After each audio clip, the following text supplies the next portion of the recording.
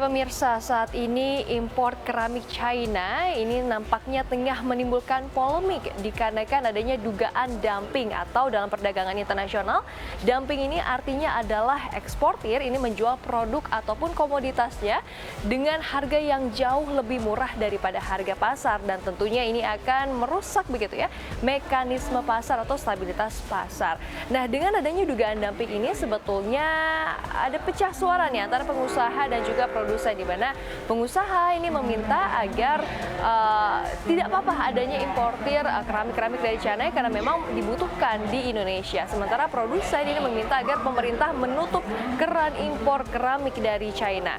Nah, sebagai tambahan informasi pemirsa, memang untuk keramik ini ada dua jenis, yang mana yang pertama ini adalah red body. Ini sudah banyak produsennya di Indonesia. Red body ini yang ukurannya lebih kecil, kemudian biasanya digunakan untuk rumah-rumah subsidi begitu ya, rumah-rumah yang kecil. Sementara jenis keramik yang kedua adalah ubin porselen yang lebih besar, kemudian lebih mengkilat, dan ini biasanya digunakan untuk apartemen, hotel, dan juga perkantoran-perkantoran mewah. Untuk ubin porselen sendiri ini baru ada 7 produsen saja di Indonesia, yang artinya 7 produsen ini tidak mencukupi kebutuhan dari permintaan yang ada di Indonesia, di mana kan kita tahu bahwa pembangunan saat ini tengah marak begitu ya. Nah, saat ini saya sudah berada di salah satu toko bangunan yang juga menjual keramik. Ini di samping kanan kiri saya, kemudian di belakang saya sudah banyak jenis-jenisnya begitu ya. Dan memang ada juga keramik-keramik yang impor dari China. Kemudian langsung saja kita dengarkan bersama-sama tanggapan dari ketua ataupun dari pimpinan di toko bangunan ini terkait dengan impor China dan juga dugaan dumping yang tengah ada saat ini.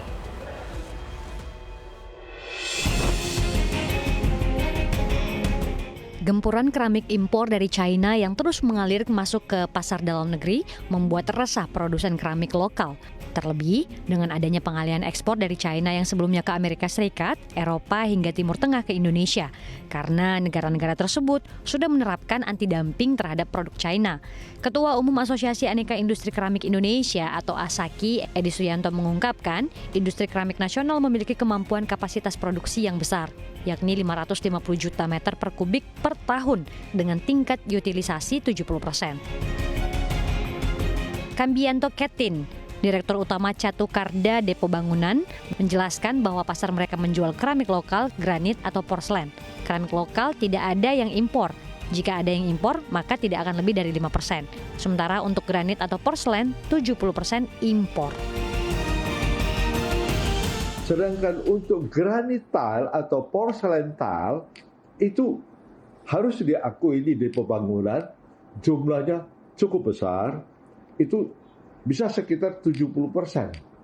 Sedangkan yang lokal dengan belasan pabrik hanya 30%.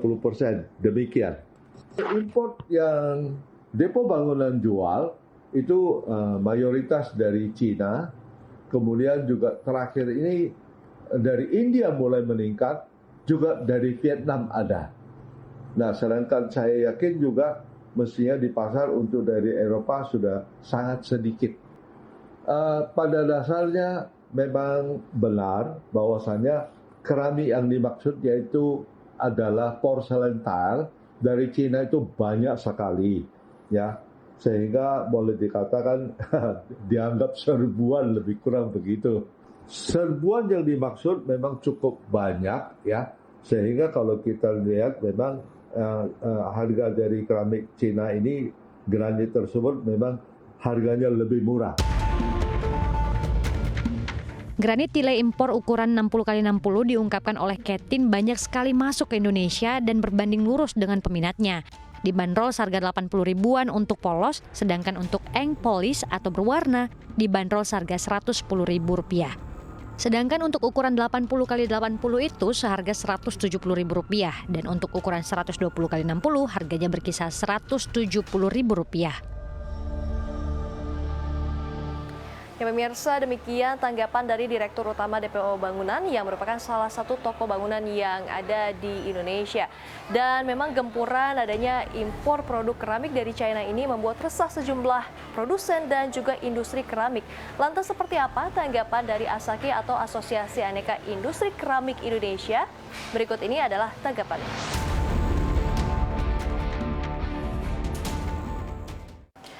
Gempuran keramik impor dari China semakin nyata. Langsung saja sudah bersama saya Bapak Edi Suyanto selaku Ketua Umum Asosiasi Aneka Industri Keramik Indonesia atau ASAKI. Halo Pak, apa kabar? Baik, salam sehat untuk kita semua, Mbak Sally. Oke, salam sehat untuk kita semua Pak. Ini kita balik lagi untuk ngobrolin soal keramik ini Pak, yang saat ini Indonesia ini tengah digempur keramik impor dari China, begitu. Nah, dengan adanya gempuran keramik impor dari China ini terus masuk ke Indonesia, di tanah air tentunya, bagaimana Asaki melihatnya Pak? Silakan. Tentu ini sudah kita cermati lama, Mbak Sally. Sejak tahun 2015, tren impor itu sudah meningkat terus. Makanya kita pada saat di tahun 2016, kita ajukan safeguard. Nah ini mulai tahun 2018, safeguard mulai diterapkan. Nah ini safeguard kita saat ini sudah memasuki periode kedua, artinya sudah masuk ke tahun ke-6. Dengan besaran safeguard di awal itu 23%. Turun ke 21%, ke 19%. Perpanjangan kedua di tahun 2021, besaran safeguard turun ke 17%, saat ini di 15%, dan akhir November ini akan turun ke 13%. Nah ini yang membuat angka impor ini semakin deras masuk ke Indonesia. Di samping juga ada faktor lain, Mbak Sally, yaitu satu di mana sektor properti di China ini mulai dikatakan stuck sejak tahun lalu. Ditambah Indonesia ini hari ini menjadi negara pengalihan ekspornya China. Setelah pasar utamanya mereka seperti negara maju ya, Amerika Serikat, negara Uni Eropa, Timur Tengah, Meksiko, ini menerapkan anti dumping terhadap produk dari keramik dari China. Dan sehingga sekarang ini Asaki melihat kita ini butuh instrumen baru. Karena setelah kita melihat sejak tahun 2018 sampai tahun lalu, ini selisih antara angka impor dan ekspor dalam bentuk US dollar ini sudah mencapai di atas 1,2 miliar US dollar. Ini yang sangat kita sayangkan, devisa kita keluar untuk sebuah produk yang sesungguhnya kita ini sangat mumpuni, kita sangat mampu untuk memproduksi. Kita memiliki kapasitas produksi yang besar, 550 juta meter persegi per tahun. Nah, namun sayangnya saat ini kita tidak bisa running full, kita hanya running di sekitar 73%. Nah, salah satu gangguannya adalah produk impor tersebut. Jadi pada saat ini kita melihat kita perlu menyiapkan diri karena tahun depan di bulan Oktober safeguard ini akan selesai. Sehingga kita hari ini menyiapkan untuk anti dumping ini. Oke Pak. Berarti Asaki sendiri sudah melihat dan saat ini sudah mempersiapkan. Memang seperti apa Pak ancaman yang membayangi jika keramik impor ini semakin menguasai pasar di tanah air Pak? Oke, jadi kalau kita melihat dari kapasitas terpasang 550 juta meter persegi hari ini, sesungguhnya sangat cukup untuk memenuhi permintaan atau mensubstitusi produk impor yang dari China. Karena yang kebanyakan mayoritas tipe produk keramik dari China itu kita sebut dengan homogeneous style atau keramik tiles. Nah, membernya Asaki hari ini memproduksi produk sejenis itu kurang lebih memiliki kapasitas 150 juta meter persegi per tahun, sedangkan angka impor setiap tahun sekitar 80 juta meter persegi. Namun disayangkan karena tadi itu, ya, karena ada indikasi unfair trade yang dilakukan oleh produk dari produk China, sehingga 150 juta meter kapasitas yang terpasang ini hari ini hanya mampu running 50%. Nah, apa yang saya maksudkan dengan unfair trade tadi? Karena begitu kita menerapkan anti dumping, importir atau produsen keramik dari Tiongkok, mereka ini diberikan tax rebate sebesar 14%. Nah, kedua, mereka juga melakukan praktek indikasi anti dumping yang kita rasakan saat ini, dan ternyata bukan kita rasakan aja, tapi sudah dibuktikan negara-negara maju sudah berhasil mengimplementasikan anti dumping, artinya sudah terbukti. Nah, ketiga yang kita lihat bahwa mereka juga mengurangi tanda kutip kualitas. Sebelum anti dumping, sebelum safeguard diterapkan, besar ketebalan keramik yang masuk ke Indonesia dari Tiongkok itu rata-rata di 9 sampai 10 mm per kapita. Nah, hari ini mereka turunkan di posisi ketebalan 7 sampai 7,5 mm. Nah, salah satu tujuannya mereka adalah ini untuk eh, mengakali biaya produksi, untuk menekan biaya produksi, di samping itu juga mengurangi biaya ocean freight-nya. Nah, ini yang kita lihat beberapa yang mereka lakukan. Sedangkan kalau kita bicara produk head to head, sesungguhnya ini kita sangat unggul, Mbak Sally. Satu dari sisi kualitas. Kalau kita sedikit bicara teknis, kita menang segalanya. Begitu mereka menurunkan ketebalan keramik, yang namanya bending strength maupun breaking strength, itu adalah ketahanan dan kekuatan keramik, tentu otomatis juga menurun. Nah, kedua, dari sisi penampilan keramik kita melalui proses polishing dan teknik nano yang lebih mutakhir, sehingga produk kita ini lebih scratch and stain resistance, lebih tahan noda, lebih tahan gores. Di samping itu juga, karena kita semua pabrikan lokal di Indonesia, kita memiliki full team, tidak hanya tim sales, tapi juga memiliki after sales service. Nah, ini yang tidak dimiliki oleh produk-produk impor. Kenapa? Karena mereka hanya melalui pihak trader atau pedagang yang ada di lokal di Indonesia ini. Nah, ada satu hal yang lebih penting juga adalah berkaitan dengan desain.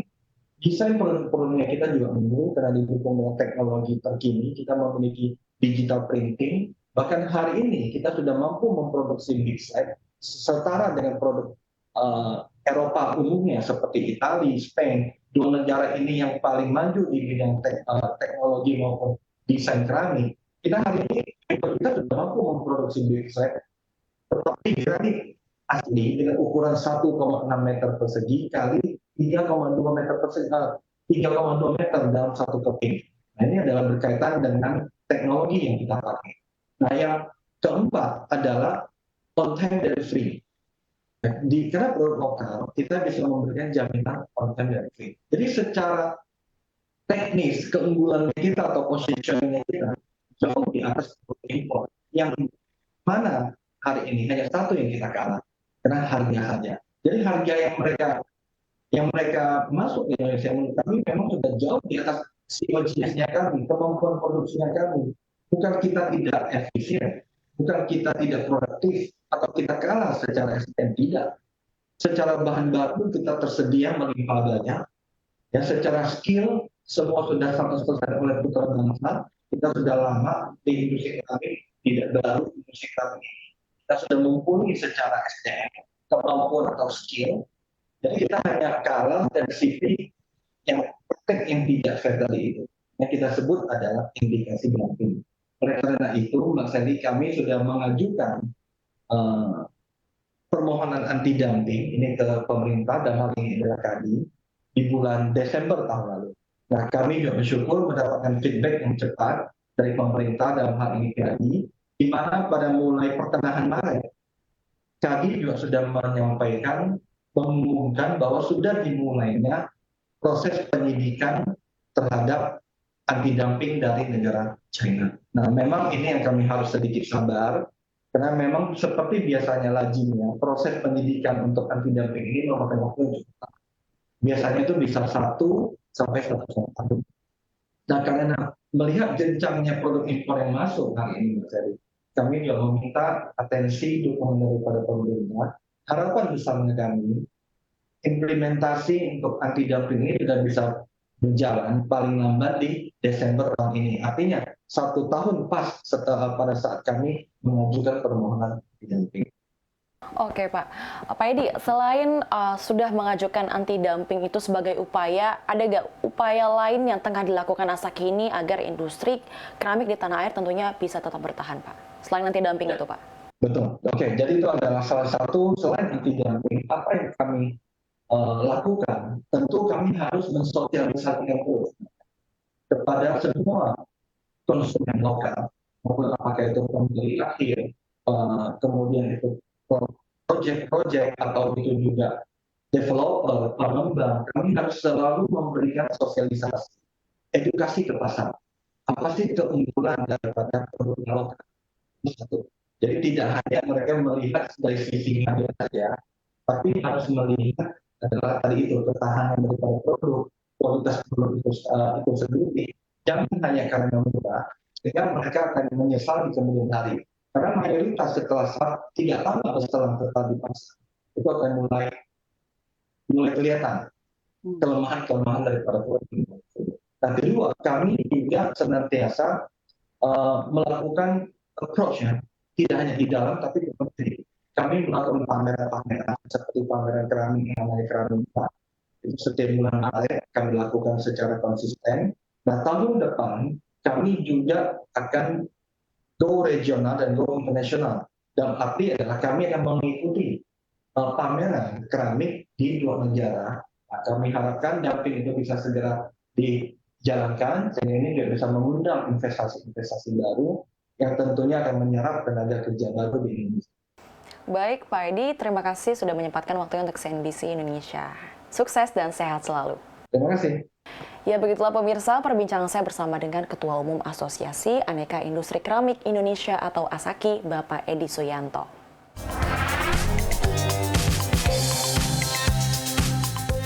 Ya, kalau kita berkaca dari industri sebelah begitu ya, atau industri alas kaki, kemudian pakaian yang sudah mengalami tsunami PHK dari tahun lalu, artinya pemerintah memang perlu ada upaya supaya industri keramik atau produsen keramik dapat bertahan di tanah air.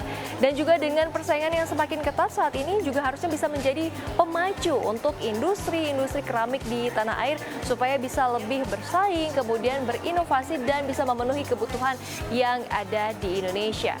Ya, karena memang gempuran dari produk-produk China ini semakin nyata dan juga menjadi ancaman bagi produsen ataupun industri yang ada di tanah air. Tim Liputan CNBC Indonesia, Beyond Business.